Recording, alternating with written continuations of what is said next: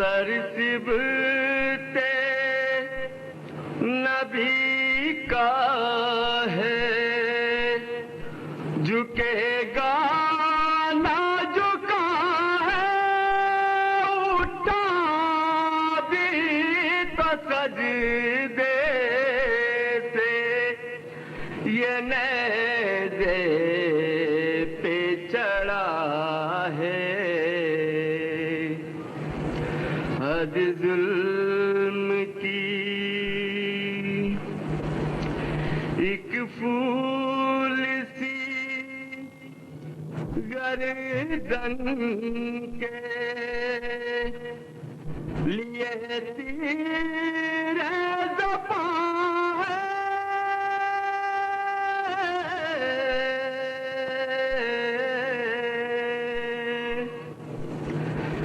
ایک پھول سی گردن کے لیے تیر جفا ہے، چھ ماہ کے اصغر پہ عجب ظلم ہوا ہے۔ حد ظلم کی اس خون سے اسلام کے چہرے کی ضیا ہے،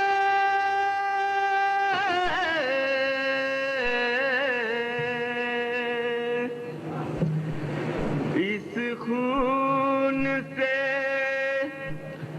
اسلام کے چہرے کی ضیا ہے، فرزند پیمبر نے جسے رخ پہ مالا ہے۔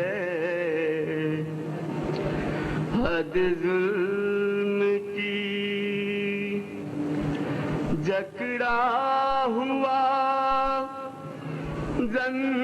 زنجیروں میں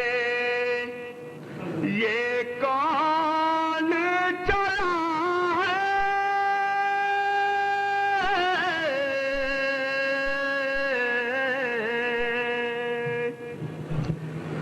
جکڑا ہوا زنجیروں میں یہ کون چلا ہے، ہر نفس قدم زادہ تسلیم ورضا ہے۔ حد ظلم کی یہ ماتم شبیر ہی ملت کی بقا ہے،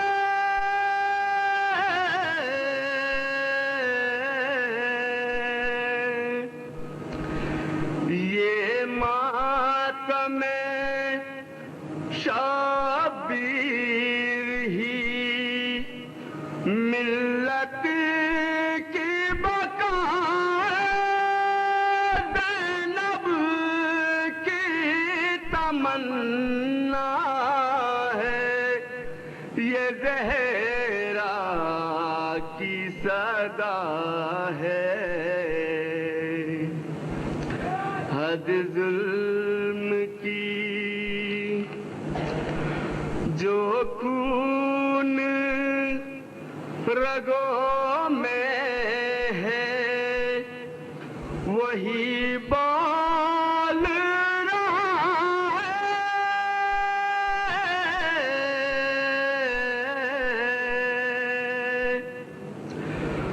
جو خون رگوں میں ہے وہی بول رہا ہے، یہ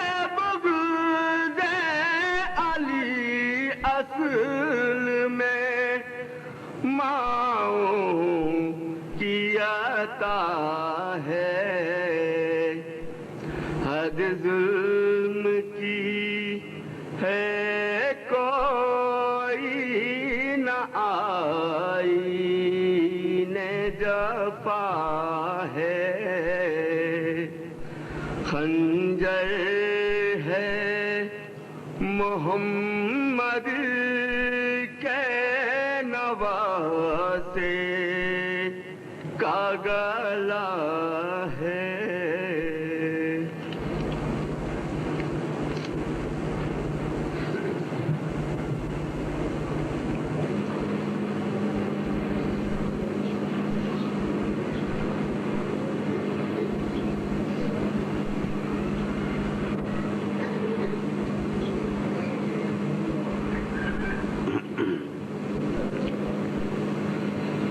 أعوذ بالله السميع العليم من الشيطان اللعين الرجيم.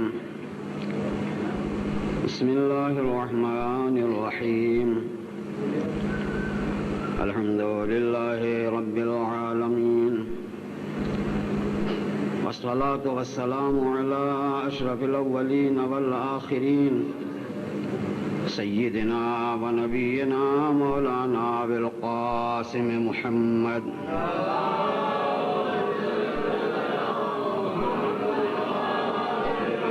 وعلى أهل بيته الطيبين الطاهرين المعصومين، ولعنة الدائمة الباقية على أعدائهم أجمعين من الآن هذا إلى قيام يوم الدين، وبعد. وقد قال الله سبحانه تبارك وتعالى في كتابه المبين: بسم الله الرحمن الرحيم، والعصر إن الإنسان لفي خسر إلا الذين آمنوا وعملوا الصالحات وتواصوا بالحق وتواصوا بالصبر. صلوات الحمد.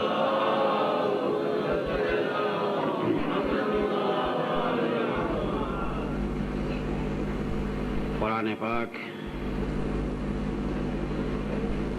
جو رہتی دنیا تک اس دنیا میں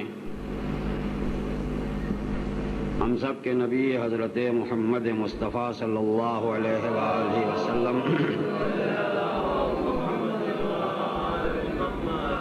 کی نبوت کا معجزہ ہے. جو کوئی بھی ادھر سے آتا ہے تو ظاہر ہے کہ جہاں سے آیا جس نے بھیجا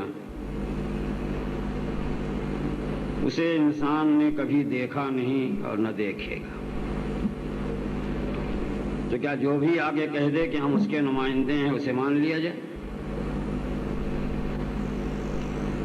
اسی لیے اس آنے والے نمائندے کی نمائندگی کا کوئی پروف، کوئی ثبوت ہوتا ہے. آج بھی دنیا میں ایک دستور ہے، ایک ملک کا سفیر، ایمبیسیڈر اگر دوسرے ملک میں جاتا ہے تو اپنے ملک کے صدر کی سند لے کے جاتا ہے. یہی سند وہاں پہنچ کر کام آتی ہے کہ یہ اس ملک کا سفیر ہے. سند نہ ہوتی تو سفیر نہیں مانا جاتا. تو ثبوت ایک ہونا چاہیے تحریر کی شکل میں. تو جو بھی ادھر کا آتا ہے اس کے لیے بھی ایک ثبوت ہے. آنے والوں میں سب سے آخری جن کا نام نامی حضرت محمد صلی اللہ علیہ وآلہ وسلم ہے، ان کے لیے بھی ایک کتاب ہے جس کا نام قرآن ہے، وہی ثبوت ہے. اور یہ ثبوت اس لیے بھی ہے کہ 1400 برس سے خود یہ کتاب کہہ رہی ہے کہ اگر ہمیں ثبوت نہیں مانتے، اگر ہم اللہ کا کلام نہیں ہے یہ تم نہیں جانتے، تو ایسی ہی کوئی اور کتاب بھی تم بنا دو. آج تک کا انسان قرآن نہ بنا کر خود یہ مان رہا ہے کہ یہ ثبوت ہے. اور جو انبیاء کی نبوت کا ثبوت ہوتا ہے اسی کو معجزہ کہتے ہیں. اب یہ ایک طرف ثبوت ہے اور ایک طرف آئین ہے، ایک طرف یہ بنیادی قاعدہ اور قانون ہے کہ جن کے لیے وہ نبی بن کر آئے تھے، اگر وہ نبی رہیں تو انہی قانونوں پر چل کر انسان ہمیشہ ہمیشہ کامیابی حاصل کر سکتا ہے۔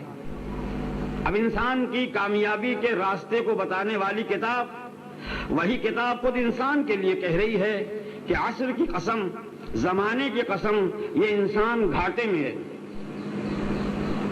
زمانے کی قسم، یہ انسان گھاٹے میں اب تک یہ کہتا چلا آیا کہ جس انسان کو ہر جگہ گھاٹے سے بچایا ہے جو بڑا طاقتور، لیکن اس کی ساری طاقت و قوت اگر اس کی امداد ہٹ جائے تو ختم ہو جائے گی۔ یہ سانس لے رہا ہے اسی کی وجہ سے، یہ زندہ ہے اسی کی وجہ سے، اگر وہ ذرا سا اس سے الگ ہو جائے تو پھر انسان رہ ہی نہیں سکتا۔ اسی لیے اس بنیاد کو جب اس نے بتایا تو یہ کہا مجھے سمجھ، کہیں اور ڈھونڈنے کی ضرورت نہیں ہے، کسی اور طرف جانے کی حاجت نہیں ہے۔ اگر تو اپنے خالق و مالک کو دیکھنا چاہتا ہے تو خود اپنے گریبان میں منہ ڈال کر دیکھ لے، نحن اقرب الیکم من حبل الورید، میں رگے گردن سے زیادہ قریب ہوں، اتنا نزدیک ہوں، اپنے میں خود دیکھ۔ کیونکہ تیری زندگی کا دار و مدار، میں ایک چیز اپنے بچوں کے لیے بتا دوں، تیری زندگی کا دار و مدار ہے سانس پر۔ اگر یہ سانس کچھ منٹ نہ آئے، یا سانس آئے مگر سانس جیسی ہوا نہ ملے جسے آکسیجن کہتے ہیں، یہ نہ ملے تو کیا ہوگا؟ منٹوں میں جائے گا نا۔ اب جہاں جہاں تو رہ وہاں وہاں اس آکسیجن کو پہنچانے والا کون ہے؟ نہ باپ لے آگے دیتا ہے، نہ ماں پہنچاتی ہے، نہ حکومتیں دیتی ہیں، نہ یہ وہ آکسیجن ہے جو انسان کو خریدنے سے ملتا ہے۔ غلہ تو خرید کے کھا سکتا ہے مگر آکسیجن تو معلوم ہوتا ہے اس نے تمہاری زندگی کے ہر راستے تمہارے لیے خود پیدا کر دیے ہیں، تو تمہارے لیے سب دیا ہے۔ یہ آسمان تمہارے لیے ہے، یہ زمین تمہارے لیے ہے، یہ چاند تمہارے لیے ہے، یہ سورج تمہارے لیے ہے، یہ ستارے تمہارے لیے ہیں، یہ جانور تمہارے لیے ہیں، یہ دریا تمہارے لیے ہیں، یہ دریا کی بے شمار مخلوق تمہارے لیے ہیں۔ کبھی کبھی تم کو جب چاہیے ہے تو انہی دریاؤں سے موتی نکال کر کے اپنے تاج کی زینت بناتے ہو، انہی دریاؤں سے ہزاروں چیزوں کا فائدہ اٹھاتے ہو۔ ان میں ہم نے یہ طاقت دی ہے کہ ان دریاؤں پر اگر تمہیں چلنا بھی ہو ان کے سینوں کو چیرتے ہوئے، تو ہم نے ایک چھوٹی سی چیز درخت ہے اس کی لکڑیوں کو اس لائق بنا دیا کہ وہ تمہیں بھی اٹھا کے لے کے چلے، اور تمہیں جتنا بھی بوجھ اور لاد دو اٹھا کے لے کے چلے۔ اسی کو ہم کشتی، اسی کو ہم سفینہ، اسی کو جہاز کہا کرتے ہیں۔ ان دریاؤں پہ چلنے کے راستے یہ بنا دیے۔ زمین پر اگر تمہارے لیے مشکلیں تھیں تو جیسے جیسے ایریے تھے ویسے ویسے جانور بنا دیے۔ تمہاری عقل زیادہ ہو گئی، تم نے مشینیں بنا لی، ان مشینوں کا تیل اور ایندھن بھی ہم نے اسی زمین میں پیدا کر کے تمہیں دے دیا۔ تم خود نہ بنا سکے تو ساری کائنات تو تمہارے لیے ہے، جو کچھ ہے وہ تمہارے خدمت گزار ہیں، مگر تم کیوں ایسے ہو گئے ہو کہ اسے نہیں پہچانتے جس نے ساری دنیا کو تمہارے لیے لگا رکھا ہے؟ کیوں نہیں پہچانتے تم اسے کہیں اور ڈھونڈنے کی ضرورت تو نہیں ہے۔ یہ سب کے سب فرما بردار ہیں، کل تک جو کہا ہے اس کا نچوڑ، یہ سب کے سب فرما بردار ہیں، کوئی نافرمانی نہیں کرتا۔ جب سے دنیا بنی ہے کبھی سورج نے نافرمانی نہیں کی، کبھی کسی دن ایسا ہوا کہ دن نہ نکلا ہو؟ ارے تمہیں خود اس کا احساس ہوتا ہے، مذہب اس کا احساس دلا دیتا ہے۔ جب کبھی ایسا ہو جائے کہ سورج کی روشنی آنے میں کوئی آڑ پڑ جائے، کہیں سے ذرا سا اس کی روشنی نہ دکھائی دے، اور اس آڑ کو گرہن کہا جائے، جب گرہن لگ جائے تو پھر ہر مذہب والا کہے کہ کچھ مذہبی کام کرو۔ آخر کائے کے لیے کہتا ہے کہ اتنی بڑی نعمت تھوڑی دیر کے لیے بھی اگر رک رہی ہے تو کہیں ایسا نہ ہو کہ ہمیشہ کے لیے رک جائے۔ اب اس وقت ڈر لگ جاتا ہے۔ مسلمان ہوتا کہتا نماز پڑھو واجب ہے، کوئی اور ہوتا ہے تو کہتا عبادت نہیں کرو۔ معلوم ہوتا کہ اگر کئی چھڑ کے لیے یہ دنیا میں سورج کی آنے والی روشنی رک جائے تو جب رکتی ہے تب احساس ہوتا ہے کہ نعمت کیا ہے، جب رکتی ہے تب احساس ہوتا ہے نعمت کیا ہے۔ اب یہ چلا آ رہا ہے، برس اس نے بنائے، مہینے اس نے بنائے، صدیاں اس نے بنائی، مگر احساس نہیں ہوتا۔ یہ تو ایک کی مثال ہے، ایسی پوری دنیا ہے جو سب کے سب اسی کے حکم کے مطابق چلا کرتی ہے، اور یہ سب کا چلنا انسانوں کے لیے ہے، کسی اور کے لیے نہیں ہے، اسی انسان کے لیے ہے۔ کوئی یہ نہ سمجھے کہ صرف جانوروں کے لیے ہے، کوئی یہ نہ سمجھے کہ پتھروں کے لیے، کوئی یہ نہ سمجھے کہ درختوں کے لیے ہے، یہ سب کا سب نچوڑ ہے انسان کے لیے۔ سب دے کے اس نے بتایا کہ اتنا سارا پا لیا ہے، اب ہم نے تم کو اختیار دے رکھا ہے کہ تم ہمیں پا سکتے ہو یا نہیں، ہمیں مان سکتے ہو یا نہیں۔ اگر ہمیں نہیں مانو گے اتنا پا کر بھی، تو یاد رکھو کہ کبھی بھی تم نقصان سے نہیں بچ سکتے، گھاٹے سے نہیں بچ سکتے۔ گھاٹا اسے نہیں ہوگا جو سب پا کے احساس رکھے کہ کوئی دینے والا ہے، اور جو اتنا سب پا کے بھی یہ سمجھ نہ سکے، پھر اور کیا ہوگا اس کے لیے۔ اور جب یہی نہیں سمجھتا تو دین کی بنیاد ہے، میں آپ کو بتا دوں، دین کی بنیاد یہ کہ جب انسان یہی نہیں سمجھ پا رہا یہ دینے والا کون ہے، خود اس وقت یہ نہیں سمجھتا کہ ہمیں بھی بنانے والا کون ہے، ہم اتنے عجیب انسان، ہمیں بھی کس نے بنایا، خود اپنے کو بھی پوری طرح نہیں سمجھ سکتا، اپنے کو پوری طرح نہیں سمجھ سکتا، کیا اس کو کوئی اور بنا سکتا ہے۔ ایک مرتبہ پڑھ رہا تھا تو کتاب دیکھیے، آج کی دنیا نے اس پر تحقیق بھی کی ہے، اس میں لکھا ہوا کہ ایک آدمی میں 1 کروڑ ارب 1 کروڑ ارب ہماری زبان میں کہتے ہیں خلیہ، عام آج کی زبان جو سمجھنے کی تھی جینس، اتنے ایک میں ہیں، اور اسی ایک ذرے کو، اسی ایک جینس کو نکال کر دنیا نے کہا کہ کوئی بھی جاندار ہو مر جائے تو بھی یہ نہیں مرتے، یہ مر سکتا ہے جانور مگر اس کے اندر کے خلیے ہو جینس وہ نہیں مرا کرتے، اس لیے اس ایک سے نکال کر ویسا ہی بنایا جا سکتا ہے۔ تب ایک آدمی ایک نہیں ہے، 1 کروڑ ابج ہے، ایک نہیں ہے، یہ 1 کروڑ ابج ہے۔ اب جب اتنا ہے تو اس ایک کو مٹا دو تو کتنے کو مٹایا، اور اس ایک کو بچا لو تو کتنے کو بچایا۔ اب وہ قرآن کی آیت سمجھ میں آئے گی کہ من احیی الناس، جو لوگوں میں سے کسی ایک کو زندگی دے دے، ایک کو زندگی دے دے تو اس نے سارے لوگوں کو جلا دیا، اور جو اس نے ایک کو مارا اس نے سب کو مار ڈالا۔ تو جب اس ترقی نے یہاں تک بتایا تو سمجھ میں آیا کہ ایک کا مارنا کیا ہوتا ہے، ایک کا بچانا کیا ہوتا ہے۔ اور جب ایسا ہے یہ انسان جس میں اتنے سب موجود ہیں، تو وہ کہتے ہیں کہ یہ ایک خلیہ، ایک جنس، ایک چھوٹا سا ذرہ جو ان آنکھوں سے دکھائی نہ دے، جب تک کہ اسے خوردبین سے نہ دیکھا جائے، اس شیشے سے نہ دیکھا جائے جو چھوٹے کو بھی بڑا بنا کر دکھا دے، وہ تو دکھتا ہے مگر اس ایک میں کتنا ہے۔ کہتے اتنا بڑا کارخانہ ہے اس ایک ذرے میں کہ اگر انسان چاہے کہ زمین پر ویسا کارخانہ بنائے تو اس ایک ذرے میں جو کارخانہ ہے اس کے لیے 10 ایکڑ زمین چاہیے، اس ایک خلیے ایک زین کے لیے 10 ایکڑ سے زیادہ زمین چاہیے، جب ایسا کارخانہ چل سکتا ہے۔ تو بتاؤ کہ نہ دیکھنے والے ذرے میں جو اتنا بڑا کارخانہ بنا دے، کیا وہ آدمی ہے؟ اب اگر پھر نہ سمجھ میں آئے تو اپنے چھوٹے بچوں کو کہتا ہوں، جب میں شروع میں پڑھتا تھا مدرسے میں تو اس میں جو کتاب تھی اس میں یہ لکھا ہوا تھا کہ یہ عقل ہے کہ جس چیز میں جو چیز ہوتی ہے اگر وہ نہ ہو تو پھر وہ نہ نکلے۔ جیسے مثال میں دی تھی، آپ دیکھتے نا یہ وڈلا برگد، اس کا بیج کتنا بڑا ہوتا ہے؟ چھوٹا ہوتا ہے نا۔ وہ یہ کہتے ہیں اس چھوٹے سے بیج میں اگر پورا برگد، پورا وڈلا نہ ہوتا تو پھر اتنا بڑا یہ درخت پیدا ہو ہی نہیں سکتا۔ چھوٹے بیج میں پہلے سے ہوتا ہے جب ہی ہوتا ہے، ورنہ ہر بیج سے کیوں نہیں نکلتا، ہر بیج سے کیوں نہیں نکلتا؟ تو چھوٹے سے بیج میں جیسے پورا درخت سما جاتا ہے۔ اب اس درخت میں کتنے پھل ہوتے ہیں، کتنے بیج ہوتے ہیں؟ تو درخت تو ایک تھا مگر اس میں سے کتنے نکلے؟ شاید اسی طرح یہ آدمی تو ایک ہے، ایک زین، ایک خلیے سے پیدا ہوا ہو، اب اسی کے پیدا ہونے ہی کا یہ ہے کہ ہر انسان کے اندر ایسے ہی کیٹاڑو ہیں جس کو رکھا ہے قدرت نے، پھر دونوں طرف سے ہوتا ہے، ایک دوسرے مل جاتے ہیں، ایک کے ملنے سے یہ آدمی پیدا ہو جاتا ہے، مگر پیدا ہونے کے بعد پھر ویسے ہی اس میں کتنے جیواणو ہوتے ہیں، کتنے ہوتے ہیں؟ اب یہ سب کا سب جو ہے سلسلہ جو چل رہا ہے، اس کا چلانے والا ہے کون؟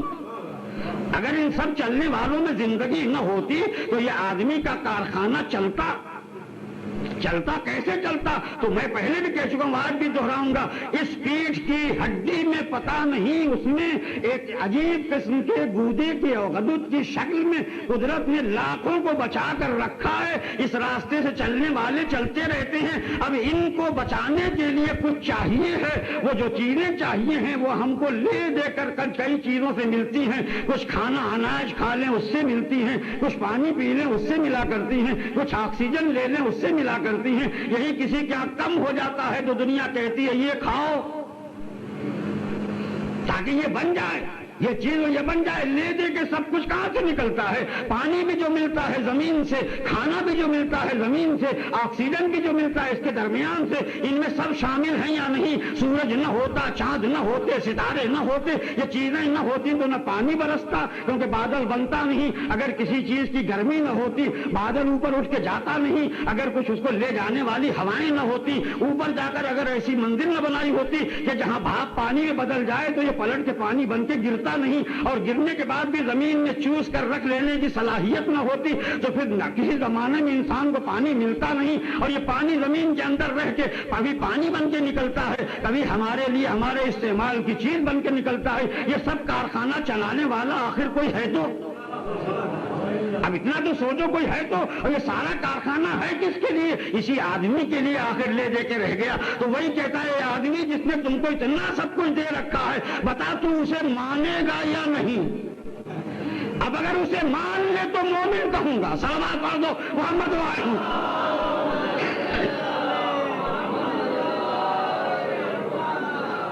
بس اتنا ہی تھا جو مجھے کہنا تھا۔ ماشاء اللہ میرے اتنے لوگ آ گئے، جب میں اب آگے بڑھ سکوں ایک صلوات پڑھ دیں محمد وعلی محمد پر۔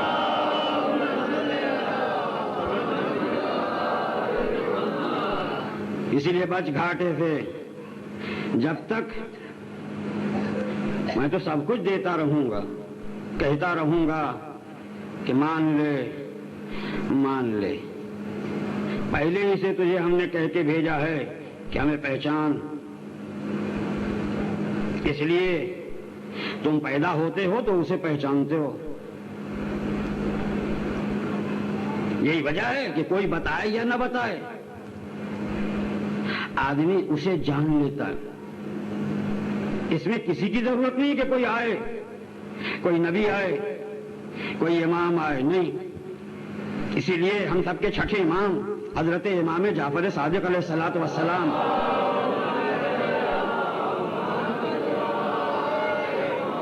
بچے جانتے ہیں، مگر بات تازہ ہو جائے۔ ایک ایسا آیا جو نہیں مانتا تھا خدا کو، کہا وہ کیا ہے، کچھ بھی نہیں، یہ تو زمانہ ہے جو سب کچھ بنا دیتا ہے، یہ زمانہ ہے جو بنا دیتا ہے۔ اسی زمانے کے ماننے والے کو ہماری اردو زبان میں دہریہ کہتے ہیں۔ کبھی زمانے کو ہمیشہ دیکھتے ہیں کہ یہ تو عادت ہی ہے ایسی، اسی عادت کو لوگ مان لیں تو وہی لوگ نیچر والے ہو جاتے ہیں۔ تو وہ بھی آیا تو کوئی اور دلیل نہیں پیش کی، کیونکہ امام تو جانا کرتا ہے کہ اس کی زندگی میں کہاں پر کیا حادثہ ہوا ہے۔ آج کا ذرا سا کوئی جوتش وغیرہ کا جاننے والا بھی ہو تو کبھی کبھی کچھ جان لیتا ہے، کبھی کبھی کچھ گنتیوں سے حساب کتاب لگا کے لوگ سمجھ لیتے ہیں ایسا ہوا ہوگا، کبھی کبھی کچھ لوگ کچھ لکیریں دیکھا کرتے ہیں، کبھی کبھی کچھ لوگ بولنے کے انداز سے اندازہ لگا لیتے ہیں، لیکن یہ تو اللہ کا نمائندہ ہے۔ اس لیے سیدھے سیدھے اسے پوچھا، 1400 برس پہلے کی بات ہے، کہا تو نے دریا میں کبھی سفر کیا؟ کہا ہاں۔ اب اس وقت دریا کا سفر ظاہر ہے انہیں لکڑی کی کشتیوں سے ہوتا تھا، انجن تو تھے نہیں، اس لیے کپڑے باندھے جاتے تھے، وہی پال ہوا جیسی ہو ادھر لے کے جائے، کبھی خطرناک ہوا آئے تو ٹوٹ جائے، کبھی تھپیڑے کہیں کہ کہیں لے کے چلے جائیں۔ تو پوچھا کہ کبھی ایسا ہوا تھا کہ تیری کشتی یہ کہیں ٹوٹ پھوٹ کے ڈوب رہی تھی؟ کہاں، ڈوبنے کا بالکل ماحول تھا۔ کہا تو دریا میں ایسی جگہ تھا جہاں کچھ دکھائی دے رہا تھا تجھے؟ کہا بالکل نہیں، نہ ادھر کوئی کنارہ بستی دکھائی دے، نہ ادھر کوئی دکھائی دے، نہ کہیں آس پاس میں دوسری کشتی تھی، کچھ بھی نہیں تھا، بالکل اکیلا اور کشتی اور دریا۔ کہا اس مایوسی میں بھی تیرے دل کی گہرائیاں کہیں سے امید لگائے تھے؟ کہا اس مایوسی میں بھی اندر سے دل کہہ رہا تھا کہ اب بھی کوئی بچا لے گا۔ کہا بس بتانے کی ضرورت نہیں ہے، عین مصیبت میں دل کی گہرائیاں جس کی طرف اشارہ کریں وہی خالق ہوا کرتا ہے۔ اب اسے کس نے بتایا تھا؟ معلوم ہوتا ہے کہ دل کی گہرائیوں کا چراغ کبھی روشن ہوتا ہے، ان گہرائیوں میں کس نے رکھا؟ یہی وہ ہے جس نے کہا فطرت میں ہم نے اپنے آپ کو رکھ دیا ہے، اپنے کو جب دیکھو گے اگر صحیح طریقوں سے دیکھو گے تو ہمیں پہچان لو گے، ہمیں پہچان لو گے، اس لیے اس کے بتانے کی ضرورت نہیں ہے۔ بتایا یہ جاتا ہے کہ جسے تمہارے دل کی گہرائیاں بتاتی ہیں خالق ہے، مالک ہے، اسی کے لیے کچھ کیا جاتا ہے، اسی کے لیے کچھ کیا جاتا ہے۔ اب عبادتیں کرو تو کسی اور کی نہیں، اسی کی کرو جو دل کی گہرائیوں میں ہے۔ اور شاید یہی وجہ ہے کہ حدیث میں اسی لیے کہا گیا ہے، حدیث قدسی میں کہ مومن کہیں اور نہ ڈھونڈے، اس کا دل ہی میرا گھر ہوا کرتا ہے۔ صلوات پڑھو محمد تو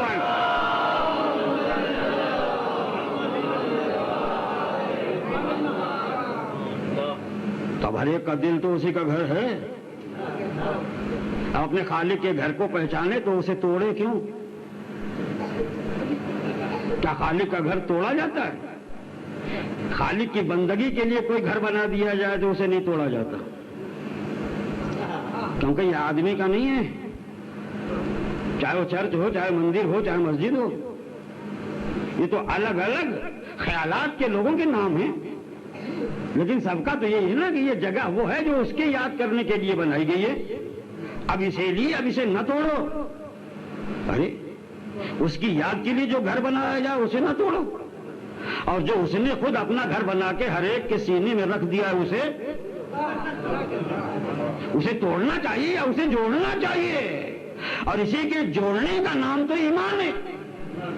اسی لیے اس نے کہا کہ جب تم ایمان کے رشتے میں جڑ گئے تو پھر یہ نہ دیکھو کہ نسلیں کیا ہیں، یہ نہ دیکھو کہ قبیلے کیا ہیں، یہ نہ دیکھو کہ قوم کیا ہے، تم سب کے سب کہلاؤ گے کیا؟ مومن، کیونکہ جو اسے مان لے وہ مومن ہے۔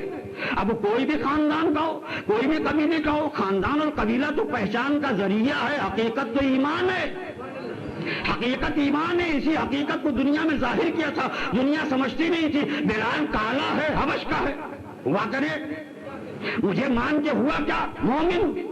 صہیب روم کا ہے، ہوا کرے، مجھے مان کے ہوا کیا؟ مومن۔ کوئی عرب کا ہے، ہوا کرے، کوئی بھی ہو، مجھے مان کے ہوا کیا؟ مومن۔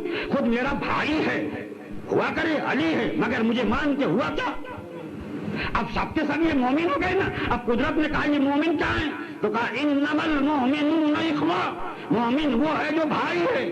قدرت نے کہا بھائی ہے تو جو اس کا نمائندہ تھا اس نے دونوں جگہ ظاہر کیا۔ جب مکے میں رہا تب بھی تم ادھر آؤ، تم ادھر آؤ، کیا ہوئے؟ کہا مومن۔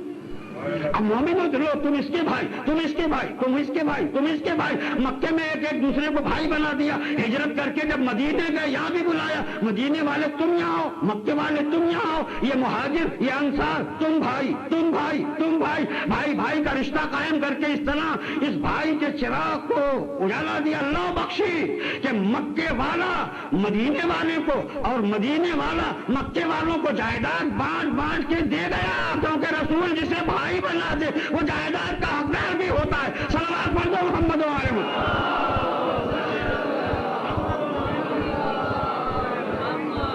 اسی لیے اس نے کہا کہ اگر گھاٹے سے بچنا ہے تو کیا بنو گے؟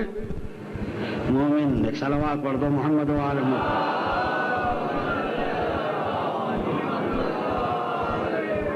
میں نے ایک دن کہا تھا، آج بھی دوہرا دوں، مان لینے کا نام ہے مومن، اور نہ مانے، نہ کہنے کا معنی کیا ہوتا ہے؟ انکار نا. عربی زبان میں اسی انکار کو کفر کہتے ہیں. یہ ذات نہیں ہے. کفر ذات نہیں ہے، ہرگز نہیں. کفر قبیلہ نہیں ہے، کفر خاندان نہیں ہے. انکار ہے. اب جو کرے، اب میں کر دوں تو کیا کافر سے ہونے سے بچ جاؤں گا؟ اس لیے کفر کے معنی ہیں انکار، اور مان لینے کے معنی ہیں ایمان. اور اپنی پیشانی کو اطاعت کے لیے کسی کے سامنے جھکا دینے کا نام ہے اسلام. اپنی پیشانی کو، ماتھے کو کسی کے سامنے مان کر جھکا دینے کا نام ہے اسلام. تو ظاہر جھک جانا یہ اسلام ہے، اور دل کو جھکا دینا ایمان ہے. کیونکہ یہ جسم جھکتا ہے تو اسلام ہوتا ہے، اور یہاں سے مان کر جب یہ جھکتا ہے تو ایمان ہوتا ہے. اس لیے صرف یہ جھکا رہے تو ہو سکتا ہے کبھی ڈر سے بھی جھکے. ہاں جی، یہ جھکا ہو تو ہو سکتا ہے کبھی ڈر سے جھکے، لیکن یہ ڈر سے جھک سکتا ہے یہ نہیں، کیونکہ اس میں ڈر آئے کیسے؟ اسے تو کوئی دیکھتا ہی نہیں. تو اگر دکھانے کا جھکنا ہو تو وہ اور ہے، اور مان کر جھکنا ہو تو وہ اور ہے. جو مان کر جھکتا ہے وہ مومن، اور جو اس طرح جھکتا ہے وہ مسلم. تو کبھی مسلم بھی غدار ہوتا ہے، اور جب مسلم غدار ہوتا ہے تو اسے کافر نہیں کہتے، اسے کہتے ہیں منافق. صلوات پڑھو محمد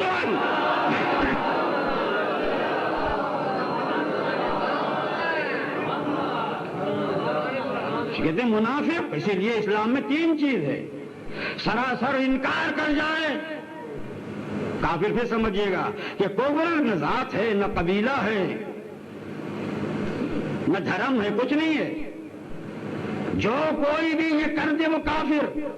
اسی لیے میں آپ کو بتاؤں، دنیا یہ سمجھتی ہے کہ کہتا ہے اللہ اکبر مسلمان.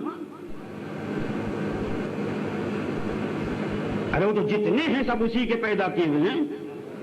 تو جو بنانے والا ہے وہ بڑا تو ہوتا ہی ہے، تو اسے بڑا نہیں کہیں گے تو چھوٹا کہیں گے. اب اللہ کہہ کے بڑا کہیں، رام کہہ کے بڑا کہیں، رحیم کہہ کے بڑا کہیں، گاڈ کہہ کے بڑا کہیں، کچھ بھی کہہ کے بڑا تو کہیں گے نا. اب یہ تو ہماری زبان ہے، اس کے نام ہے. اب میں کیا بتاؤں اس کو؟ اس لیے بڑا تو کہیں گے. یہ سب اسے، یہ مسلمان ہو گئے. اب بڑی مشکل ہو گئی نا. اس لیے کہتے ہیں بڑا بھائی، جھکتے ہیں اسی کے سامنے، لیکن یہ نہیں جھکتا. اور جب یہ نہیں جھکتا تو اس کے نہ جھکنے میں کئی چیزوں کا انکار ہوتا ہے. اب اگر یہی انکار کھلی زبانوں پر آ جائے تو کافر ہے. جیسا ہمارے ہاں ہے سب مسلمانوں میں یہ کہ جو کوئی، اب نماز ایک ایسی عبادت ہے جس میں جھکنا ہی ہوتا ہے. اس نماز کو نہ پڑھنے سے کفر نہیں ہوتا. کوئی نہ پڑھے، کبھی نہ پڑھے، لیکن کافر نہیں ہے. اگر اسے نہ مانے، اگر اس کا انکار کر دے تو اللہ کو مانے، رسول اللہ کو مانے، لیکن ایک رسول کی بتائی ہوئی بات کا انکار کر دے نماز، تو نماز کا منکر کافر ہے. اب بتاؤ یہ کافر کس قوم کا آیا؟ اب یہ کافر کس قوم کا ہے؟ کوئی بھی مسلمان کھڑے ہو کے برسر عام کہہ دے میں نماز کو نہیں مانتا. نماز کوئی چیز نہیں ہے. پوچھو مفتیوں سے فتویٰ. اب صرف ایک نماز چلو جانے دو، نماز ہو گئی، ایک عبادت ہے، رسول کی دی ہوئی ایک کتاب جسے کہتے ہیں قرآن. اگر کوئی بھی مسلمان کھڑا ہو کے پورے قرآن کو نہیں، وہ کہے قرآن کی ایک آیت کو نہیں مانتا. اب پوچھو مسلمان سے کہ اب اس قرآن کی جو آیتیں ہیں ان آیتوں میں ایک آیت کو، اب یہ ہزاروں آیتوں میں ایک آیت کو نہ مانے، انکار کر دے کہ میں اسے قرآن نہیں مانتا، تب دنیا یہ کہے گی کہ یہ کافر. تو رسول کو مانے، اللہ کو مانے، نماز کو مانے، حج کو مانے، قرآن نہ مانے تو اب یہ کس قوم کا کافر؟ اب جب ایسے کافر ہیں تو ہمیں یہ سمجھنے کی ضرورت ہے نا کہ صرف کافر کہہ کے مسکرا لینا کوئی آسان بات نہیں ہے. ویسے صلوات پڑھ دو محمد آسان بات نہیں ہے.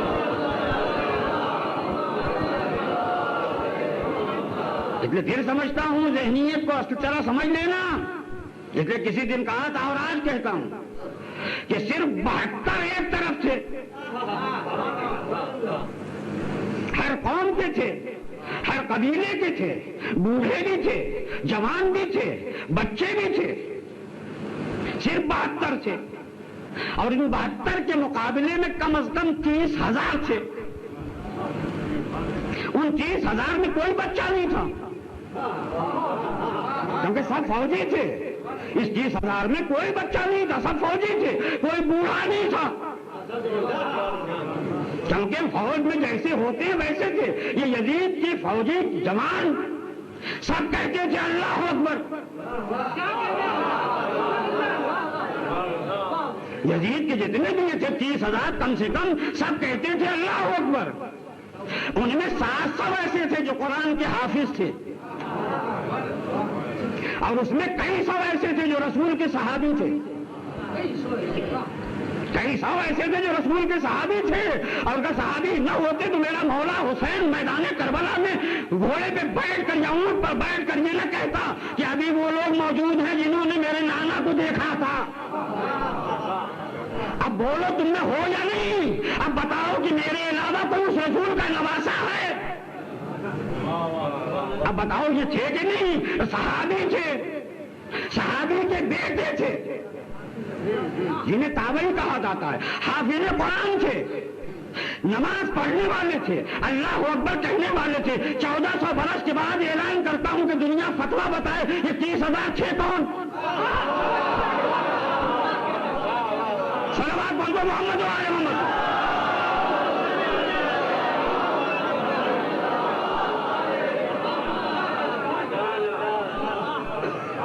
میں اس دن کی بات نہیں کہتا، آج 1422-23 میں کہہ رہا ہوں. 1422 ہجری گزر گئی ہے، 23ویں آ گئی. اس میں کہہ رہا ہوں کہ اب بھی فتویٰ دو. کیا کہنا اس حسین کے کردار کا کہ جس کے کردار میں آج بھی اتنا اثر باقی ہے کہ جو میرے سامنے لڑنے کے لیے کھڑا ہو جائے، صدیاں بیت جائیں مگر اس کے چہرے پہ اسلام کی نقاب نہیں آ سکتی.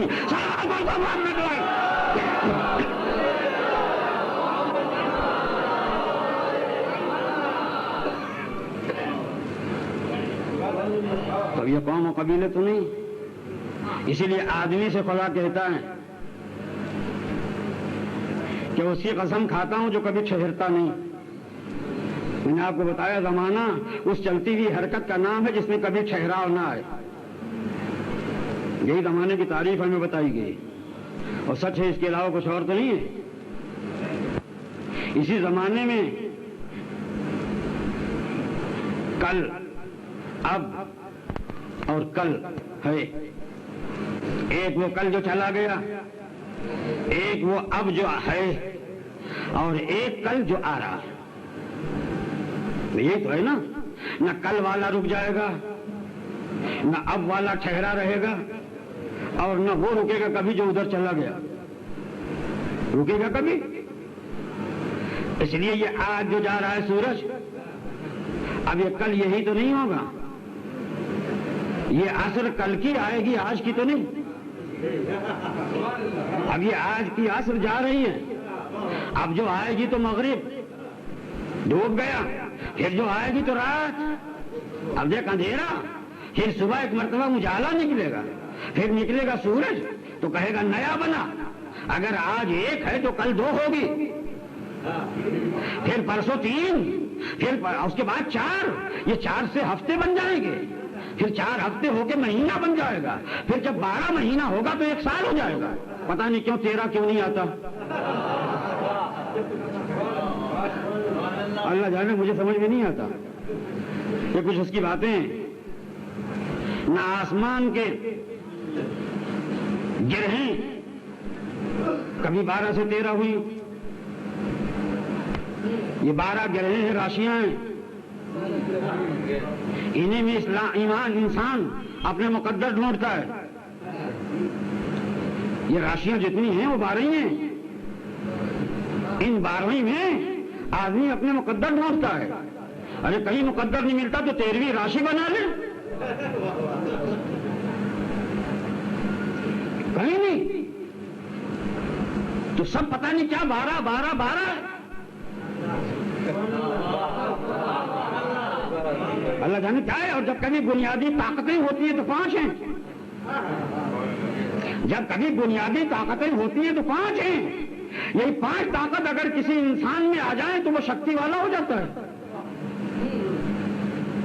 اب ان طاقتوں کو بھی آپ سمجھیے، خود ہی جانتے ہیں دنیا میں لوگ ان کے کیا کیا نام ہیں، مگر 5 سے کوئی چھٹی طاقت نہیں آتی.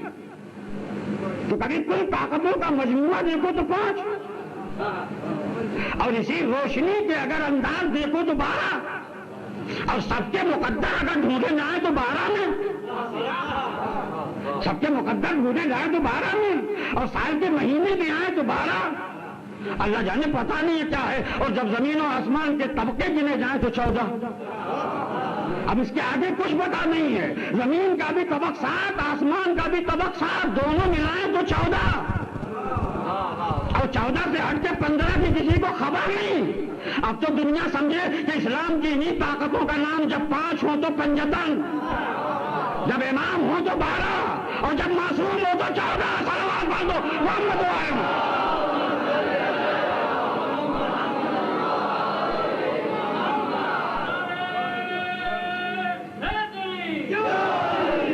تو اپنے مقدر انہی 12 پہ دیکھ لو، مل جائے گا. تو تم آدمی ہو نا، انسان، انسان ہو انسان. تم ایک میں پتہ نہیں کتنے ہیں، اور ان کتنوں کا کوئی ثبوت تمہارا گھر بار ہے. تم نہ ہوتے تو تمہارا گھر کیسے بنتا؟ اور جو تمہارے یہاں پیدا ہوا تم اسی کو کیوں کہتے ہو؟ یہ تو ہمارا خون ہے، یہ تو ہمارا جگر ہے، یہ تو ہم ہیں. اس کی آنکھیں الگ ہیں مگر کہتے ہو یہ میری آنکھوں کی روشنی ہے. ارے وہ تمہارا بیٹا ہے، تمہاری اولاد ہے، کہا تم کیا جانو، یہ ہم سے ہے، ہمارے ہی وجود سے اس کا وجود ہوا ہے. اب اگر کسی کو پہچاننا ہو کہ ہمارا ہے یا نہیں تو کیا جانچو گے؟ کیا دونوں کا خون لے لیا جائے؟ دونوں کا خون لے لیا جائے، کیونکہ اسی خون کا حصہ ہوگا نا.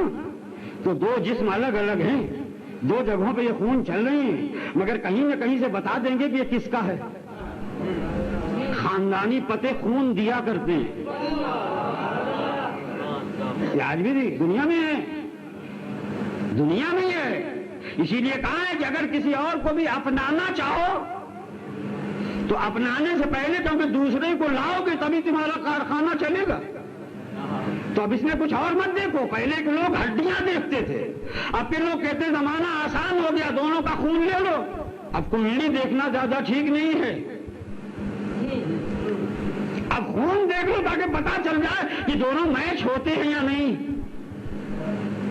اب اگر یہ خون کی رنگت کی نہیں ہوتی، خون کے کردار ہوتے ہیں، آثار ہوتے ہیں، اگر دونوں مل جائے تو سمجھو زندگی ٹھیک ٹھاک چلے گی. وہاں کا خون دیکھا جاتا ہے جہاں سے حیات ٹھیک ٹھاک چلے. مجھے نہیں معلوم کہ کیوں اللہ کے حبیب نے یہ رکھا تھا. ممکن ہے ایک راز یہ بھی ہو کہ دنیا میں کچھ ہستیاں تھیں جن کے لیے کہا تھا لوگوں گواہ رہنا ان کی چمڑی میری, ان کا خون میرا خون. صلوات پڑھو محمد وعلیہ.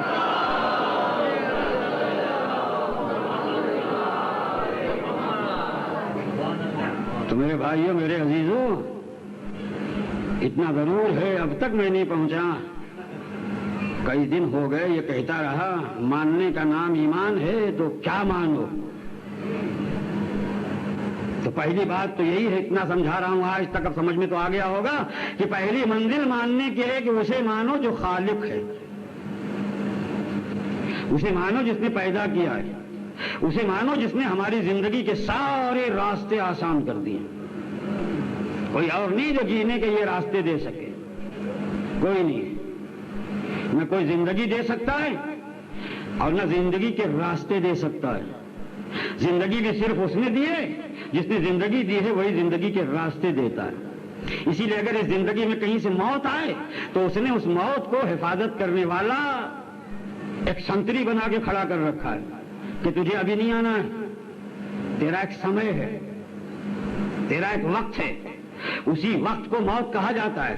جب وہ وقت آئے تو تو چلی آ, اور اس سے پہلے کوئی زندگی کا چراغ بجھانا چاہے تو تو اسے ہٹا دے.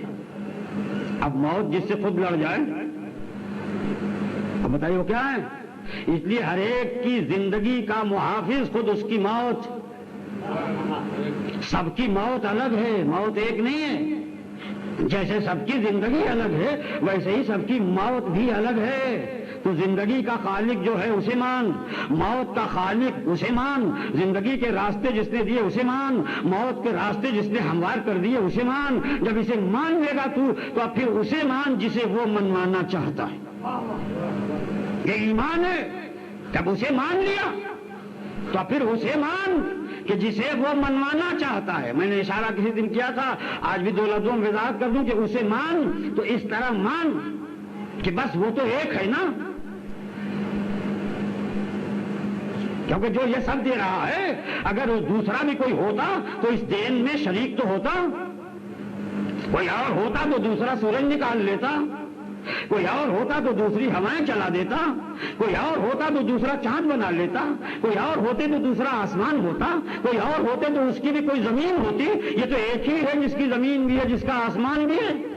کوئی دوسرا دعوے دار تو نہیں آیا نا جس کی زمین ہو. اس زمین پہ جو مالک ہو گیا اگر وہی گمراہ ہو جائے, نہ سمجھ سکے, تو اپنے آپ کو غلط دعوے دار تو بنا سکتا ہے مگر خدا نہیں ہو سکتا.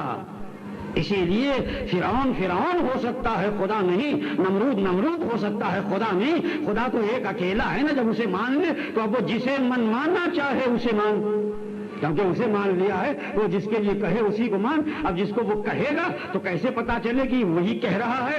اس لیے اس کا آنے والا جب بھی آئے گا تو آ کے ایک ایسی طاقت دکھائے گا کہ پھر دوسرا وہ طاقت دکھا نہ سکے. جو یہ طاقت دکھائے اس طاقت کا نام معجزہ ہے. معجزہ وہ ہوتا ہے جو صرف اس کا نمائندہ دکھا سکتا ہے, باقی دوسرا نہ دکھا سکے. اس لیے اگر کوئی آسمان پر چاند کو دو بنا دے تو ایک انگلی ہوگی, دوسری نہیں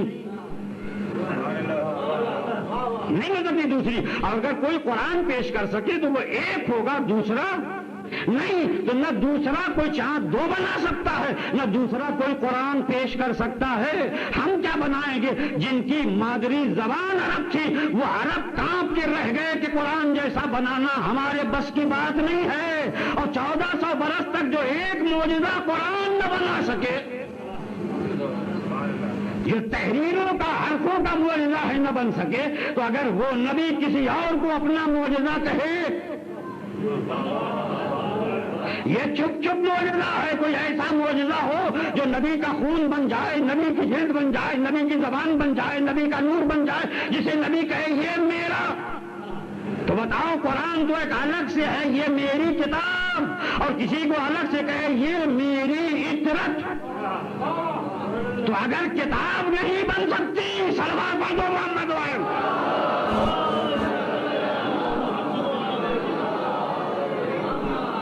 اس لیے مانیں گے اسی کو جب منوانے کی بات ہوتی ہے لوگ انکار کر دیں نہ پہچانیں اور کوئی انہیں پہچاننے والا نہ رہے تب ایسا موقع آتا ہے کہ کوئی دوسرا جاننے والا بتائے کہ بھائی کیوں بھولا پڑا ہوا ہے, اپنی فطرت کو جگا, اس طرح جس جگہ پہ تو چلا ہے غلط ہے. اسی کا نام امر بالمعروف ہے, اچھائی بتانا.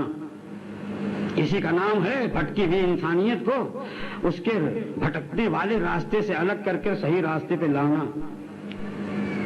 تو برائی سے روکنا, اچھائی بتانا, برائی سے روکنا, یہ ایک ایسا عمل ہے جو ہر اچھے آدمی کا فریضہ ہے.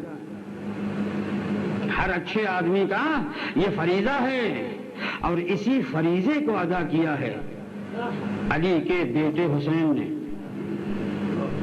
دنیا یہ کہتی ہے کہ حسین لڑنے کے لیے نکلے, دنیا یہ کہتی ہے حکومت لینے کے لیے نکلے. ذرا تاریخیں تو اٹھا کے پڑھو. جب پہلی منزل پہ ہر کا 1000 کا لشکر آ کے اس نے راستہ روکا, کہا نہیں جانے دیں گے کوفے کی طرف, اور کوفے کی طرف اگر چلنا ہے تو عبید اللہ ابن زیاد کی بیعت کیجیے اور پھر یزید کی بیعت کیجیے. تو آپ نے فرمایا کہ ذرا لاؤ تو وہ تھیلی لائی گئی اور اڑیل دو زمین پر. جب زمین پہ اڑیلی گئی تو اب گننے کے لائق خط نہیں تھے. کہا پڑھ تو ہر, یہ کس کے خط ہیں؟ یہ اتنے ہزاروں نے مجھے خط لکھ کے بلایا ہے, اور دیکھ اس کی ہر سطر پہ یہی ہے حاکم بننے کے لیے نہیں بلاتے, آئیے ہمیں حق کا راستہ دکھا دیجیے. تو میں حاکم بننے کے لیے نہیں چلا ہوں, میں اس لیے نکلا ہوں تاکہ اپنے نانا کی امت کو اچھائی بتا سکوں, اپنے نانا کی امت کو برائی سے روک سکوں. اللہ نے پتہ نہیں کیسی انسانیت تھی کہ جو اچھائی بتانے والے کی دشمن ہو گئی, ورنہ کچھ اور کے لیے تو نہیں نکلے تھے. اسی لیے کہا تاریخ نے لکھا ہے, تاریخ طبری میں یہ ہے کہ میں کوئی مغروری انسان بن کے نہیں اٹھا, میں حکومت لینے کے لیے جا رہا ہوں, میں چل رہا ہوں اس لیے لأمر بالمعروف وانہا عن المنکر, تاکہ میں اچھائی بتا سکوں, برائی سے روک سکوں. اس لیے حسین نکلا ہے. جو اچھائی بتانے کے لیے نکلے اسے راستے میں بھی رکنے کی جگہ نہ دی جائے.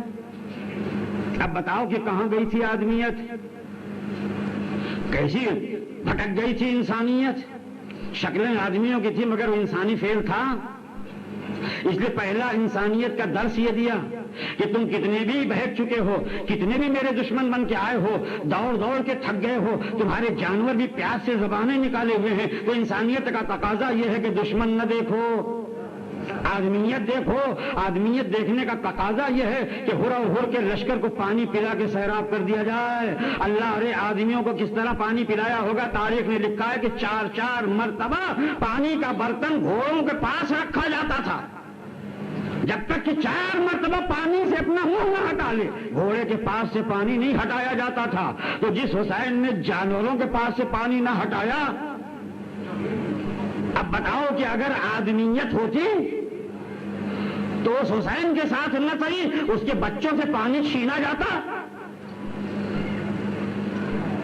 کیا کردار تھا. گھیر کر دوسری محرم کو میدان کربلا میں لائے. میدان کربلا میں گھیر کر لانے کے بعد صرف ایک دن, 2 کو تو پہنچی تھی, بیچ میں 3 آئی, آج چوتھی ہے, چوتھی محرم آئی تو حسین کے خیموں کو فرات ندی کے کنارے سے ہٹا دیا گیا, اور چوتھی محرم کو یزید کی طرف سے بہت زیادہ فوج لے کے آنے والا اس کا ایک کمانڈر جس کا نام شمر تھا, پتہ نہیں کس طرح گھوڑوں کو دوڑا کے آیا تھا. کہ جب ایک ساتھ بہت سے گھوڑے دوڑتے ہیں تو زمین کانپ جاتی ہے, زمین سے دھول کے بگولے اٹھے, زمین کا سینہ کانپا, باجوں کی آوازوں نے دل دہلائے. کچھ خوف کا ایسا ماحول ہوا کہ تاریخ نے لکھا کہ بیوی رباط تھی جن کی گود میں دودھ پینے والا بچہ 6 مہینے کا تھا. تو چھاتی میں دودھ خشک ہو گیا خوف کی وجہ سے. تو ادھر تو اتنا خوف پیدا ہوا, عورتیں دہلی, بچے سہمے, اور ادھر پھر اس کے آنے کے بعد ایک نئے ظلم کی شروعات ہوئی. آرڈر لے کے آیا تھا کہ پانی کے قریب حسین نہ رہنے پائے. حسین کے بہادر بھائی نے, جس کی بہادری, جس کی طاقت دنیا نہ سمجھ سکی. پتہ نہیں کیوں ایسا ہوتا ہے کہ کوئی اللہ کا خاص نمائندہ ہوتا ہے تو اس کے ساتھ ساتھ ایک بہادر اس کا بھائی بھی ضرور رہتا ہے. جو ہوتا ہے وہ اس کا بھائی ہی ہوتا ہے. نبی کے ساتھ کسی بہادر کی ضرورت تھی تو علی اس کے بھائی تھے. حسین کے ساتھ کسی بہادر کی ضرورت تھی تو عباس ان کے بھائی تھے. تو وہ بھائی ہی ہوتا ہے, بڑا بہادر ہوتا ہے. اور اتفاق کی بات ہے کہ ہم جس ملک میں رہتے ہیں اس ملک میں ہمارے ایک بھائی ہیں جنہیں ہم اپنے ہندو بھائی کہتے ہیں. ان کے یہاں بھی ایسی بات ہے کہ ان کے یہاں بھی اگر ایک حق کا نمائندہ تھا, اس کے ساتھ ایک بہادر کی ضرورت تھی, تو جو اس کے ساتھ بھی بہادر تھا وہ بھی اس کا بھائی تھا. وہ بھی اس کا بھائی تھا. اب یہ بھائی بہادر, اتنا بہادر کہ جس کی بہادری کی انتہا کو جان نہیں سکتا. میں آج جب جملوں میں صرف سمجھانے کی کوشش کروں گا. آرڈر یہ مل گیا, ہٹا دو, ہمیں دور لے جاؤ. اس بہادر بھائی نے کہا تھا گرمی کا زمانہ ہے, چھوٹے چھوٹے بچے ہیں, بیویاں ہیں, اس لیے پانی سے دور نہیں رہیں گے, کیونکہ دشمن اپنے حربے کے طور پر استعمال کر سکتا ہے. پانی ہی زندگی ہے, تو زندگی سے دور رہے نہیں. یہ خیمے فرات ندی کے کنارے لگوائے تھے جناب عباس نے. اب اگر آرڈر آتا ہے کہ اسے اٹھا لو تو بتائیے کہ جس بہادر نے خیمے لگوائے تھے اس بہادر کے تیور بدلنے چاہیے یا نہیں؟ اس لیے عباس کے تیور بدلے کہ کس میں ہمت ہے, کس کی طاقت ہے جو میرے آقا حسین کا خیمہ یہاں سے ہٹا لے. اور یہ کہہ کے کھڑے ہو گئے اور ہزاروں کا لشکر سامنے, اور اتنے میں ادھر سے آواز پہنچتی ہے, عباس ادھر بلایا جا رہا ہے. کون بلا رہا ہے؟ تو کسی اور کی آواز نہیں دی آج. حسین بلا رہے ہیں؟ نہیں, آپ کی بہن جسے آپ شہزادی کہتے ہیں, جن کا نام زینب ہے, بلا رہی ہیں. اب عباس کھڑے ہو گئے. اب بہادری کی انتہا دیکھیے کہ ادھر ایسا حکم ہے جسے چھوڑ نہیں سکتا. جا رہا ہوں مگر سن لو, یہ ہے نشان, یہ ہے نشان. اب عباس نہیں ہے, اپنی تلوار سے زمین کے نشان بنا دیا. یاد رکھنا, کوئی پاؤں اگر اس لکیر کو پار کرے گا تو پاؤں اس لکیر کے ادھر آنے سے پہلے اس کا سر نہیں رہے گا. اتنا کہہ کے چلے آئے. کسی تاریخ نے نہیں لکھا کہ اس نشان سے کوئی آگے بڑھا ہو. اب بتائیے شجاعت کا عالم کیا ہوا؟ وہ اور بہادر ہے جس کی تلوار دیکھ کر لوگ نہیں بڑھتے. اسی لیے ساری دنیا نے کہا کہ عباس کی شجاعت کا عالم یہ تھا کہ جس کی نظر بھی فوجوں کو روک لیا کرتی تھی. یہ روب ہے نگاہ کا جو فوج رکی رہی.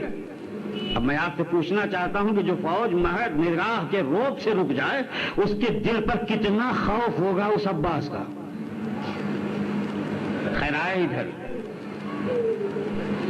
ایک آواز سنی, بھیا بھیا سنو تو آقا کیا کہہ رہے ہیں. حسین کی آواز اٹھی, عباس دنیا میں کہیں ایسا خیال نہ ہو کہ حسین پانی کے لیے لڑ گئے. ہم لڑنے نہیں آئے ہیں، ہم کسی ضد پہ تلوار نہیں اٹھائیں گے۔ ظاہر میں جو کچھ بھی ہو، حکم یہی ہے، خیمے ہٹا لو بس۔ عباس نے خود سے خیمے ہٹا دیے۔ اب میرا دل یہ کہتا ہے کہ پتہ نہیں، جب کب خیمے ہٹاتے ہوں گے تو آنکھوں سے آنسو ہی تو نکلتا ہوگا، آنکھوں سے آنسو ہی تو نکلتا ہوگا نا، اس لیے روتی ہوئی آنکھوں سے ہٹا دیا۔ مڑ مڑ کے دیکھا ہوگا، کیا کروں کیا کروں، آقا کے حکم سے مجبور ہوں، لیکن کبھی تو آقا کا حکم ملے گا۔ یہ ہے عباس جو مدینے سے لے کر کربلا میں شب عاشور تک اس انتظار میں رہا کہ کب حکم ملے۔ ایسے میدان میں ہم آپ رو لیں گے، بس 4-5 منٹ کی دیر ہے، ایسے میدان میں کہ جہاں گھر والے نہیں، اس گھر میں جو نوکر بن کے آئے، بلکہ میں انہیں کہہ دوں کہ جو اس گھر میں نوکر بن کے نہیں آئے، کسی اور گھر میں نوکر بن کے آئے، لیکن اس گھر کے مالک نے ان کو دے دیا۔ وہ بھی مرنے کے لیے بے چین تھے، وہ اجازت مانگتے تھے۔ تو پھر بتائیے کہ جو گھر والا ہو اور جسے پتا ہو کہ آج ہی کے لیے، اسی میدان کے لیے، اسی میدان کے لیے، اسی حسین کے لیے مجھے پالا گیا ہے، اسی حسین کے لیے مجھے مانگا گیا ہے، اسی حسین کے لیے میرا وجود ہے، میرے آقا پر مٹ جانا میرا کام ہے، تو اس کے دل میں کیسے ارمان ہوں گے؟ میں ایک ارمان دکھا دوں، آپ رو لیں گے، میں بھی رو لوں گا۔ کیسا ارمان ہوا کرتا ہے؟ رسول کے ایک صحابی ہیں جن کا نام ابو ذر ہے۔ اس ابو ذر کا ایک غلام تھا جو حبش کا رہنے والا کالا تھا۔ کالے لوگوں کے جسم میں اکثر ایسا ہوتا ہے کہ ان کے جسم میں خوشبو نہیں ہوتی، یہ کالا تھا۔ کالے لوگوں کو لوگوں نے پہلے ہی سے چھوٹا اور حقیر جانا ہے۔ یہ غلام ابو ذر کا تھا۔ ابو ذر نے اپنے اس غلام کو حسین کے بیٹے امام زین العابدین علیہ السلام کی خدمت کے لیے دیا تھا۔ تو حسین علیہ السلام کے بیٹے ہیں زین العابدین، زین العابدین علیہ السلام کی خدمت کے لیے دیا گیا تھا یہ غلام یہ حبشی تھا۔ یہ حبشی غلام ظاہر جب خدمت کے لیے ہے امام زین العابدین کی، تو جب امام زین العابدین بھی میدان کربلا میں گئے تو یہ خدمتگار بھی اب حسین کا خادم بن کر نہیں، حسین کے بیٹے کا خدمتگار بن کر میدان کربلا میں گیا۔ تو اب اس کو اجازت کس سے لینی چاہیے؟ کیونکہ جس کا خادم ہے لیکن وہ چوتھا امام بیمار ہے، اسے غش پہ غش آ رہے ہیں، وہ خیمے کے اندر ہے، اب یہ اجازت لے تو کس سے لے؟ اتنا یہ سمجھتا تھا کہ جس کا خادم ہوں اس کا مالک بھی یہی حسین ہے، اس لیے بار بار حسین کے سامنے ہاتھ جوڑتا تھا، اے حسین اس حبشی غلام کو بھی مرنے کی اجازت دے دیں۔ حسین یہ احتیاط کرتے تھے کہ کوئی میرا غلام نہیں ہے، یہ تو میرے بیٹے کا غلام ہے، اس لیے میں اسے مرنے کے لیے بھیج دوں اچھا نہیں ہے، میرا مریض بیٹا ہے، یہ بھی رہ جائے تو اس کی خدمت تو کرے گا نا۔